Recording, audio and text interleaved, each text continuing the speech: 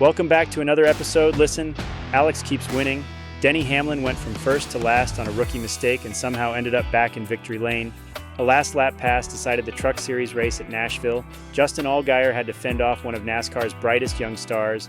Corey Heim finally got the call every young driver dreams about. Later in the show, we'll take a deep dive into the career of one of the greatest drivers to ever climb behind the wheel of an IndyCar, a three-time Indianapolis 500 winner, a NASCAR winner, a drag racer, and one of the most fascinating careers in American motorsports history, Mr. Johnny Rutherford. This is Historic Hot Laps. Let's talk racing. To downtown Detroit, where the Chevrolet Detroit Grand Prix delivered exactly what we've come to expect from this race over the last few years. Chaos, strategy, cautions, damaged race cars, and one driver once again finding a way to come out on top. And that driver was Alex Palou. At this point, we're running out of ways to describe what Palou is doing right now. The four-time IndyCar champion started from pole position, led 71 of the 100 laps, survived 6 full-course cautions, managed multiple restarts, overcame tire challenges, and drove away with his 4th victory in just 8 races this season. The win was the 23rd of Palou's career in only 106 starts. Think about that for a second. That's a win percentage over 21%. Even more impressive, Palou has now won 12 of the last 25 IndyCar races dating back to the beginning of last season. We're witnessing one of the most dominant stretches by an IndyCar driver in the modern era, but if you only look at the box score, you'll miss just how difficult this race actually was, because Detroit was anything but easy. The weekend began with Palou putting the number 10 Chip Ganassi Racing Honda on pole position. No surprise there. Qualifying has become one of his biggest strengths, and starting up front is especially important in Detroit, where passing opportunities are limited and track position can make or break your race. When the green flag dropped, Palou immediately established himself as the early favorite, but Detroit doesn't allow anybody to relax. The narrow street circuit, concrete walls, and varying tire strategies meant this race was always going to come down to execution. Even though Palou would eventually dominate the stat sheet, the race wasn't completely under control from the start. During the opening stint, Palou actually found himself struggling and lost positions to Christian Lundgaard and Scott McLaughlin. For a brief period, it looked like the championship leader might be vulnerable. After the race, Palou admitted he put himself in a difficult position early, but this is where great teams separate themselves. Rather than panic, Chip Ganassi Racing adjusted their strategy and put themselves in position to capitalize later, and that decision would ultimately win the race. The biggest moment of the race didn't happen on track, it happened on the timing stand. On lap 63, strategist Barry Wanzer made what may have been the winning call of the afternoon. Palou brought the number 10 Honda down pit road and switched from the faster but less durable Firestone alternate tires to the more durable primary tires. At the time, it seemed like a conservative move, but Wanzer saw what everyone else was seeing. Instead of risking getting trapped on track under yellow, Ganassi made the stop early. 3 laps later, that decision paid off perfectly. On lap 66, Santino Ferrucci made contact with VK entering turn 5. VK spun, the caution flag came out, and suddenly the entire complexion of the race changed. That one yellow flag completely swung momentum. The biggest beneficiary before the caution had been Kyle Kirkwood. The Andretti Global driver had positioned himself beautifully and inherited the lead. But there was one problem. He still needed to make his final pit stop. When the caution flew, Kirkwood had no choice but to come to pit lane on lap 69. Because of IndyCar's tire regulations for street courses, he was forced onto a set of alternate tires for the closing stages. That created a fascinating battle. Palou now had the durable primary tires. Kirkwood had the faster alternates. One driver had long-run stability, the other had immediate grip, and with roughly 30 laps remaining, the race was on. As if the race wasn't already wild enough, the restart on lap 72 produced another major incident. Rookie Mick Schumacher and David Malukas found themselves locked in a fierce battle entering turn 5. Schumacher overshot the corner and nosed his car into the barrier. Malukas had nowhere to go and was forced wide. The result was yet another caution, and that became the theme of the afternoon. Every time somebody started building momentum, another yellow flag appeared. Despite having to pit under caution, Kirkwood quickly fought his way back through the field. First, he passed Alexander Rossi. Then he set his sights on the race leader. By lap 79, Kirkwood had erased the gap and was right on Palou's gearbox. At one point, he was only a couple of car lengths behind. For the first time all afternoon, it genuinely looked like Palou might be beaten on pure pace. And Kirkwood knew it. Just as Kirkwood was preparing to attack for the lead, the yellow lights came on. And with that, one of his best opportunities disappeared. After the race, Kirkwood admitted he believed he had a real shot to win. He had burned through valuable push-to-pass trying to close the gap and was preparing to make a move before the caution interrupted the battle. The race still wasn't over. After another restart on lap 83, Kirkwood continued applying pressure. In fact, he pressured Palou so heavily that the Ganassi driver locked up and flat-spotted a tire while defending the lead. For a brief moment, it looked like Palou might finally crack, but champions don't usually stay rattled for long. Within a few laps, Palou settled back into rhythm and began slowly stretching the gap once again. By lap 91, the lead had grown to nearly 2 seconds. Then another caution came out. Because of course it did. This time, Alexander Rossi clipped the rear of Romain Grosjean's car approaching turn 3, sending Grosjean into the wall and bringing out the 6th and final caution of the afternoon. One more restart, one more challenge, one more chance for somebody to take the victory away. When the green flag flew on lap 93, Palou delivered the knockout punch. He immediately pulled away from Kirkwood and never allowed the Andretti driver another opportunity to attack. The final 7 laps were a masterclass in race management. No mistakes, no unnecessary risks, just clean, controlled execution. Exactly what we've come to expect from him. When the checkered flag finally flew, Palou crossed the line just over 3 seconds ahead of Kirkwood. Another victory, another trophy, another huge statement in the championship battle. The biggest story leaving Detroit is simple. How do you stop Alex Palou? His championship lead now stands at 62 points over Kyle Kirkwood. That's more than an entire race worth of points. And we're not even at the halfway point of the season. He's chasing what would be a record-tying 4th consecutive IndyCar championship. Every week somebody gets close, every week somebody looks like they might challenge him, and every Sunday afternoon, Palou somehow finds himself standing in victory lane. The scary part for the rest of the field is that Detroit wasn't his easiest win, it wasn't his most dominant car, it wasn't a perfect race, he had tire issues, he lost positions early, he faced repeated restarts, and he still won. That's what champions do. Detroit delivered 173 on-track passes, the highest total for any street circuit race this season. There were 6 caution periods, multiple strategy battles, tire gambles, and several drivers who probably feel like they left a victory on the table. But when the dust settled, the result looked familiar. Alex Palou found a way again. All right, everybody, let's head to Nashville Superspeedway, where NASCAR delivered one of the most emotional and memorable weekends of the entire season. The racing itself was outstanding. We had a last lap pass in the Truck Series, a veteran versus rookie showdown in the O'Reilly Auto Parts Series, and on Sunday night, one of the wildest Cup Series races Nashville has ever seen, featuring a driver who went from first to last and somehow found his way back to victory lane. But before we get into the racing, the entire weekend carried a different feeling. The NASCAR garage was still mourning the loss of 2-time Cup Series champion Kyle Busch, who passed away on May 21st after complications from pneumonia and sepsis. Tributes were everywhere throughout the weekend. Drivers referenced him, teams honored him, fans remembered him, and several of the biggest moments of the weekend somehow found their way back to Kyle's legacy. Let's start with Friday night. The Truck Series race started Friday night, but Mother Nature had other plans. Rain delayed the event and created a long evening at Nashville. But once the racing got underway, one driver immediately established himself as the truck to beat, Layne Riggs. The front row motorsports driver was absolutely dominant early. Riggs led all 90 laps of the opening 2 stages. He swept stage 1, he swept stage 2, and honestly, it looked like the race might turn into a blowout. Then strategy changed everything.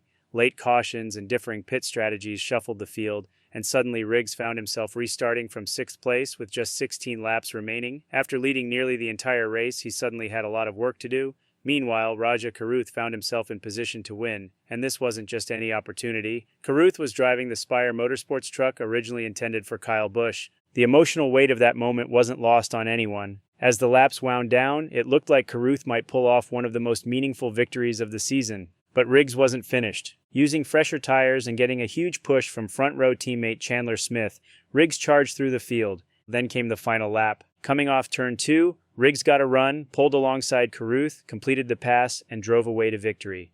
The margin was less than half a second 2nd consecutive victory, his 3rd win of the season, and perhaps most importantly, the win moved Riggs into the Truck Series points lead. The victory carried extra significance because of Nashville's place in the Riggs family history. Layne's father, Scott Riggs, won the inaugural Truck Series race at Nashville back in 2001. Now another Riggs has a Nashville guitar trophy. After the race, Layne admitted he wasn't confident until he had completely cleared Carruth. And honestly, that's understandable. Carruth made him earn every inch of that victory. For Rajah Carruth, it was a heartbreaking second-place finish, but another statement performance. He led 44 laps and nearly delivered an emotional win for everyone connected to Kyle Busch Motorsports and the Busch family. The result may not have been the trophy he wanted, but it was a reminder that Carruth continues developing into one of the strongest young drivers in NASCAR. Layne Riggs leaves Nashville as the Truck Series points leader, holding a 37-point advantage over Caden Honeycutt. Saturday night gave us one of the best battles we've seen all season. Veteran versus rookie, experience versus fearlessness, Justin Allgaier versus Brent Crews. And for nearly the entire final run, neither driver gave an inch. The reigning series champion Allgaier entered Nashville looking for his 4th victory of the season and his 3rd Nashville win. But it wasn't easy. Brent Crews was phenomenal. The 18-year-old rookie started deep in the field and worked his way all the way to the front.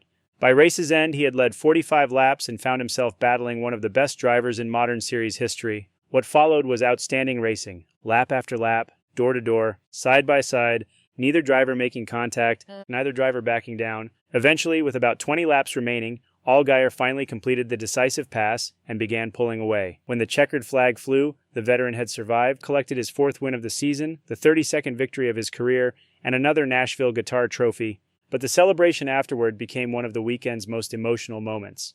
Allgaier climbed from his car and bowed to the crowd in a tribute to Kyle Busch's famous Victory Lane celebration. It was a simple gesture, but one that resonated throughout the garage.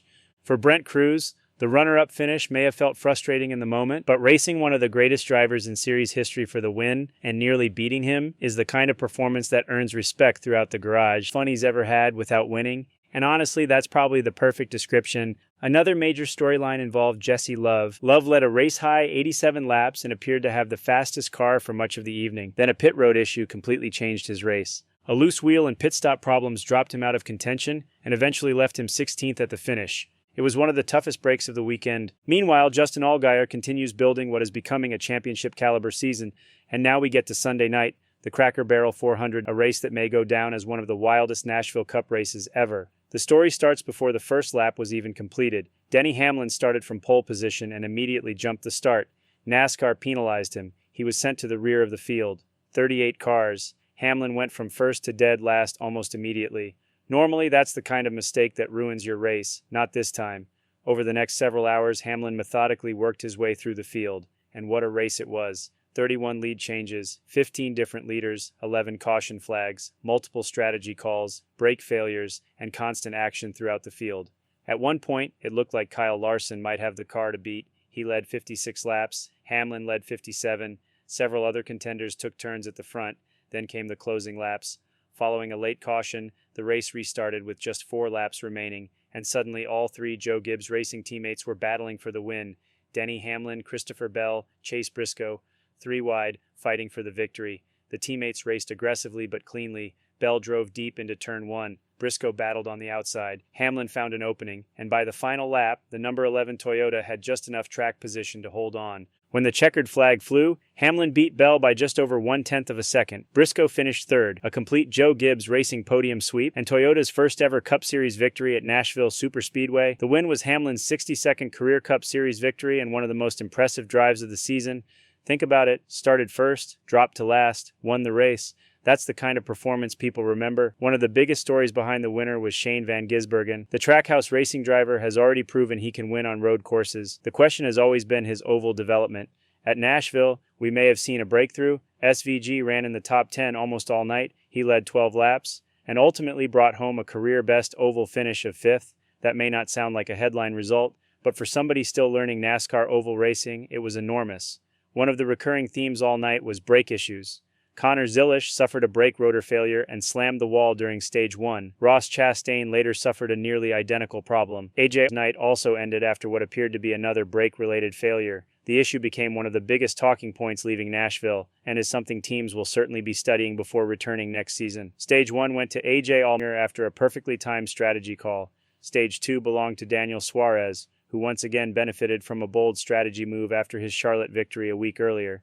For Suarez and Spire Motorsports, it was another strong performance that continued their recent momentum. When Nashville weekend came to a close, 3 stories stood above the rest. Layne Riggs completed a remarkable comeback and left as the Truck Series points leader.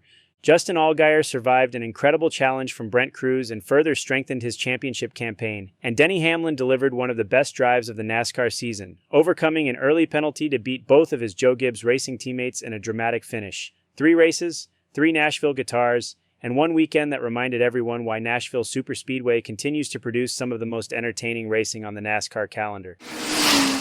Now, before we close out this week's racing recap, let's head to the dirt. Sprint car racing had another huge weekend, with both the World of Outlaws and High Limit Racing putting on outstanding shows across the Midwest. And honestly, if you're a fan of close racing and dramatic finishes, this may have been one of the best sprint car weekends we've seen all season. Let's start in North Dakota with the World of Outlaws. The World of Outlaws rolled into River City Speedway in Grand Forks, North Dakota for the opening leg of the Northern Tour's Don Mack Classic, and once again, River City Speedway reminded everyone why so many drivers and fans consider it one of the best tracks in America.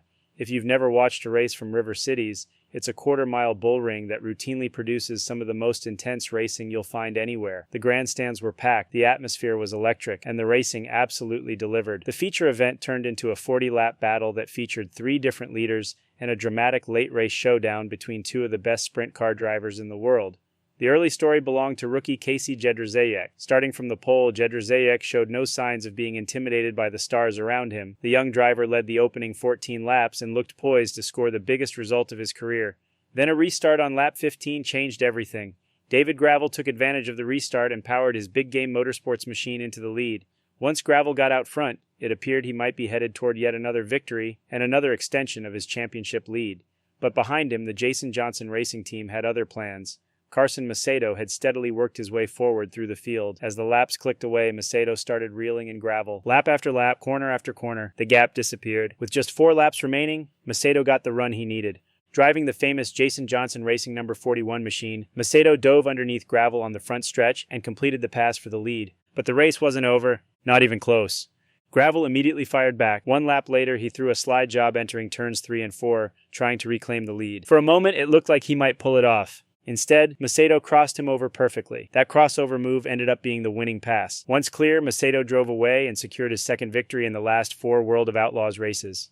After the race, Macedo credited crew chief Philip Dietz for giving him an incredible race car and admitted his heart rate was through the roof during those closing laps. The victory was the 61st World of Outlaws win of Macedo's career. Even more impressive, it moved him into sole possession of second place in the championship standings. And perhaps most importantly, it continues the momentum Jason Johnson Racing has built over the past month. After a somewhat slow start to the season by their standards, this team suddenly looks like a serious championship threat again. Meanwhile, David Gravel's runner-up finish was enough to maintain control of the championship.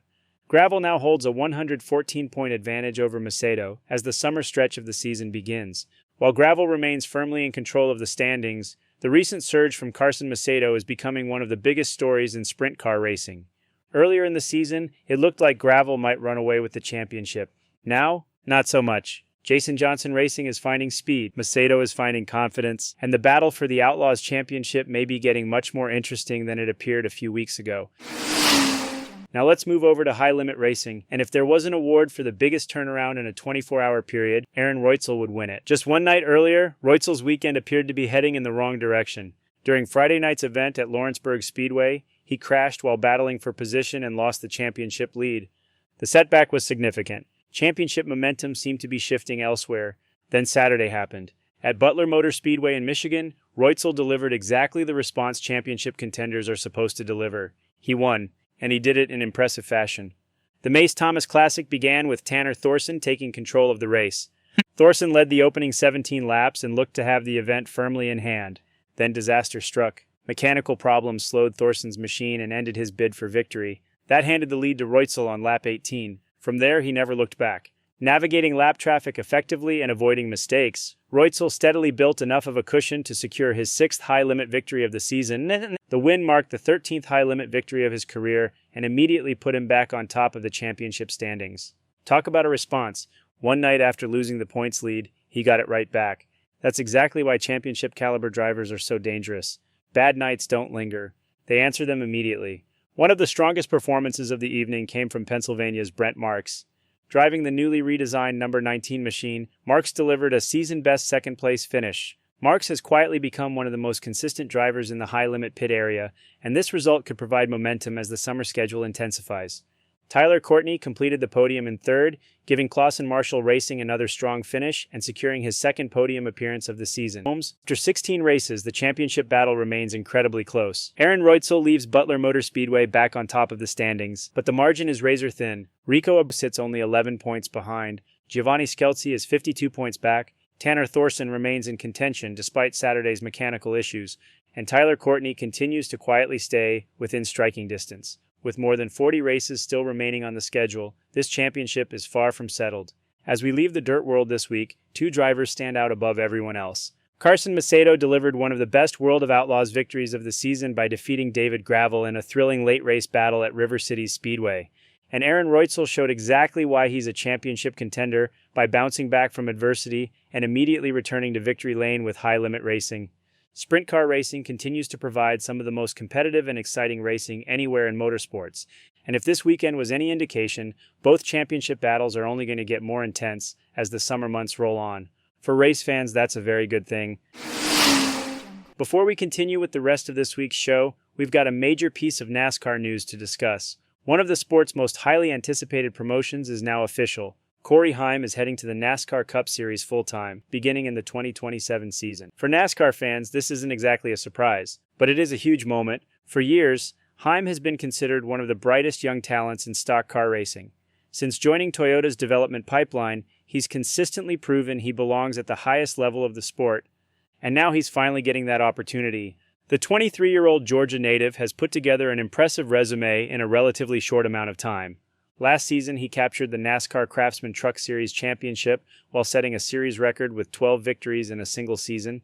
Since 2022, Heim has accumulated 25 Truck Series victories, already placing him fifth on the all-time wins list despite still being in the early stages of his career. Those numbers alone tell you everything you need to know. This isn't simply another young prospect getting a chance. This is a driver who has dominated nearly every level he's competed in. Since becoming a development driver, he usually worked his way into Cup competition through a limited schedule. Over the past 3 seasons, he's made 11 Cup Series starts, including 4 appearances this year, with 8 more starts still planned before the end of the season. His best Cup finish so far came at Bristol Motor Speedway, where he brought home an impressive 6th-place result. Now those part-time opportunities will become a full-time career.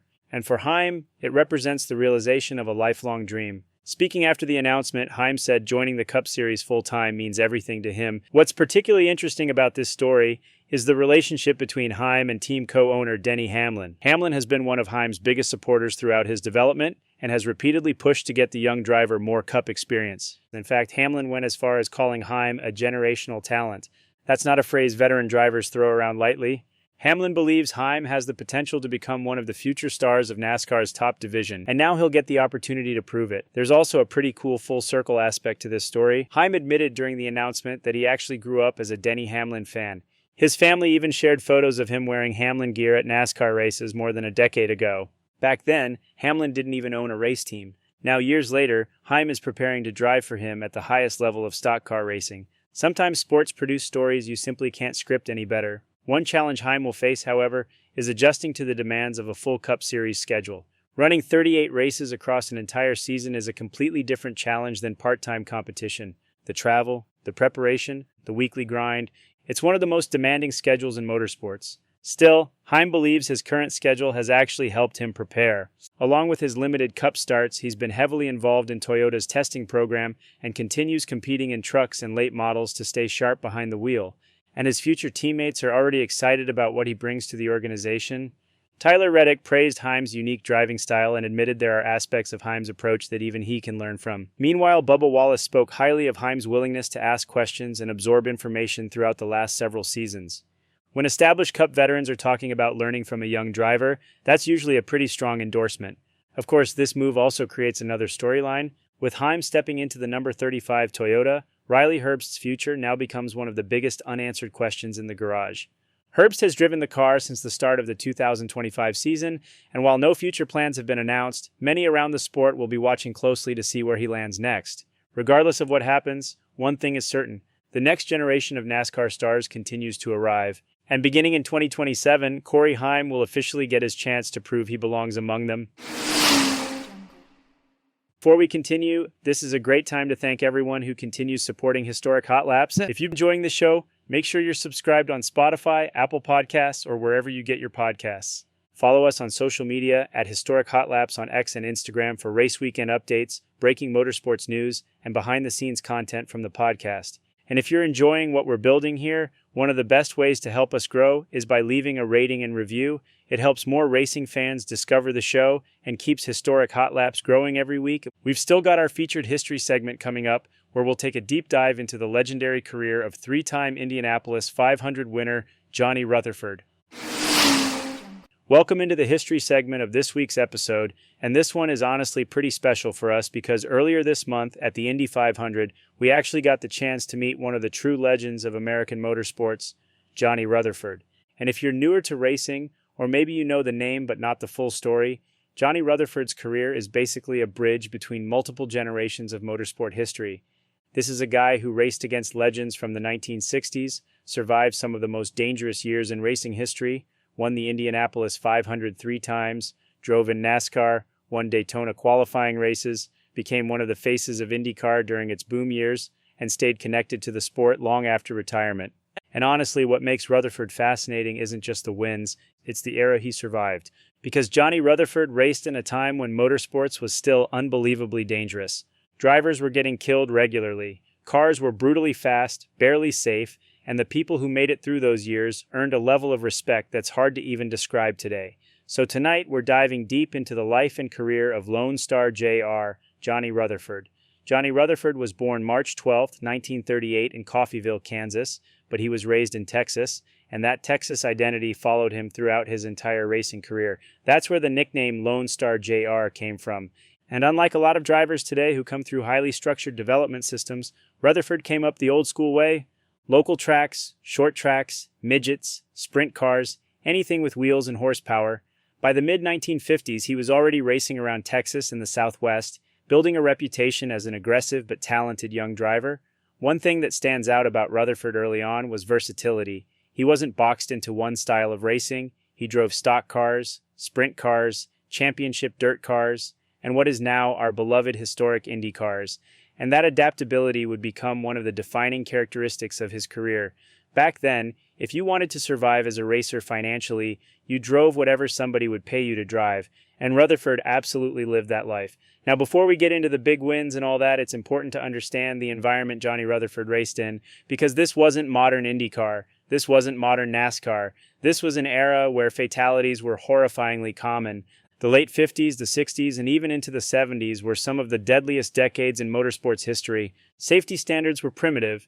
Tracks had almost no runoff. Fuel tanks were dangerous. Helmets and fire suits were limited compared to today. And many drivers raced every single weekend because that was how they made a living. Rutherford himself would witness the deaths of friends and competitors throughout his career. And psychologically, that took a toll on an entire generation of racers. But it also created a kind of toughness and perspective that became part of who these drivers were. Johnny Rutherford became known as someone who could survive chaos. And that sounds dramatic, but honestly, it's true. Because over the course of his career, he walked away from crashes that easily could have ended his life. Rutherford made his Indianapolis 500 debut in 1963. Now think about the timing here. The Indy 500 at that point was transforming from front-engine roadsters into the rear-engine revolution that had been brought over from Europe. The sport was changing fast, technology was changing fast, and Johnny Rutherford was entering the biggest race in the world during one of the most transitional periods in racing history. But Rutherford adapted, and over the next several years, he became a regular face in championship car racing. He wasn't immediately a superstar. This wasn't overnight success. He had to grind for opportunities. He drove for different owners, different teams, different equipment levels, but slowly, the speed became undeniable. Now here's something some younger fans may not realize. Johnny Rutherford also had a very respectable NASCAR career. Back then, there was a lot more crossover between disciplines. Drivers didn't stay in one lane the way they often do now. Rutherford made starts in NASCAR's Grand National Series, what eventually became the Cup Series, and he actually found real success there. One of the coolest facts from his career is that he won qualifying races at Daytona, and in that era, those qualifying races were a huge deal. The Daytona 500 wasn't just a one-day show like now. Those qualifying races were prestigious and fiercely competitive. Rutherford won twin 125 qualifying races in 1963 and 1965, and in 1965, he nearly won the Daytona 500 itself before mechanical issues got in the way. That versatility again keeps showing up. Stock cars, Indy cars, short tracks, super speedways. Rutherford could drive all of it. Now we have to talk about one of the darkest chapters connected to Rutherford's career. In May of 1964, during practice for the Indianapolis 500, drivers Dave McDonald and Eddie Sachs were killed in a horrific fiery crash. Rutherford was directly involved in that accident sequence, and the tragedy deeply affected everyone in the paddock. That crash became one of the defining moments in the push toward improved safety at Indianapolis. It shocked the racing world, and it reinforced how dangerous the sport had become. For Rutherford, experiences like that stayed with him. You didn't just move on from moments like those, and again, it's hard for modern fans to fully grasp what these drivers carried mentally while continuing to race every week. By the 1970s, Johnny Rutherford had fully established himself as one of the premier drivers in American open-wheel racing. And this is where the wins really started piling up. He won races on super speedways, short ovals, pavement, dirt. He became one of the most respected and complete drivers in the garage, but the defining achievement still hadn't happened yet. The Indianapolis 500. Johnny Rutherford finally broke through and won the Indianapolis 500 in 1974, driving for Team McLaren. And yes, that McLaren. Long before modern Formula One fans knew McLaren as an F1 powerhouse, the team had a massive presence in IndyCar. Now here's a fun fact. The 1974 Indy 500 was actually shortened because of rain. Rutherford only had to complete 174 laps instead of the full 200. But a win is a win, and Rutherford became an Indianapolis 500 champion. And not just any champion, a Texas racer from the dirt tracks becoming an Indy 500 winner during one of the toughest eras in racing history. That win completely elevated his status in the sport. Now we get to one of the most legendary stories in Indy history, the 1976 Indianapolis 500. Rutherford was again driving for McLaren and was one of the favorites. Late in the race, rain began becoming a factor, and while leading under caution, Rutherford actually spun the car. Normally that would destroy your race, but because the caution was already out and race control circumstances were chaotic, Rutherford maintained enough of an advantage. Then the race was stopped due to rain, and Johnny Rutherford won the Indianapolis 500 after spinning, which led to one of the greatest nicknames in racing history, Spin and Win. Even today, decades later, fans still refer to that race simply as the Spin and Win. And honestly, it perfectly captures how wild racing used to be. One of the most underrated parts of Rutherford's career came in the early 1980s when he drove the famous Chaparral 2K for Jim Hall. Now, if you know racing innovation history, Jim Hall and Chaparral were absolute pioneers. The Chaparral 2K introduced advanced ground effects aerodynamics to IndyCar racing and changed the sport. The car was nicknamed the Yellow Submarine because of its shape and appearance, and Rutherford was the perfect driver to maximize it. In 1980, he won the Indianapolis 500 for the third time driving the Chaparral 2K, and this one may honestly have been his most important victory because it represented the future of IndyCar technology. The sport was evolving again, and Rutherford was still right at the front. That's incredibly impressive considering he had already been racing professionally for decades by that point. By winning in 1974, 1976, and 1980, Rutherford joined one of the most elite clubs in motorsports history, three-time winners of the Indianapolis 500. And when you look at the names on that list, it's legendary company. 3 Indy 500 wins instantly immortalizes a driver. But Rutherford's importance goes beyond just statistics. He became one of the recognizable personalities of American racing during a time when IndyCar was growing nationally. He had charisma, he was approachable, fans liked him, sponsors liked him, and he became one of the ambassadors of the sport. Now let's throw in a few fun stories and details because Rutherford's career is full of them. First off, he was known for having an incredible sense of humor. People in the garage often described him as relaxed, funny, and approachable, which honestly is pretty amazing considering the era he raced in. Another great fact, Johnny Rutherford became the pace car driver for the Indianapolis 500 for many years after retirement, so even generations of fans who never saw him race still saw him at Indy every single May. He remained part of the identity of the event. Also, Rutherford's longevity was insane. He competed in Indy cars across 4 different decades. 4. That kind of longevity in that era is almost unbelievable. And here's another wild one. Rutherford survived some absolutely massive crashes during his career, including a terrifying airborne accident at Atlanta in 1981 where the car launched into the fence. Again, it speaks to how dangerous this sport really was. Rutherford gradually stepped away from full-time racing during the late 1980s. His final Indianapolis 500 start came in 1988, and unlike some drivers who disappear completely after retirement, Rutherford stayed connected to racing. He became heavily involved with the Indianapolis Motor Speedway community. He worked events, did media appearances, served ceremonial roles, met fans constantly, and honestly, one of the coolest things about Johnny Rutherford is how accessible he remained.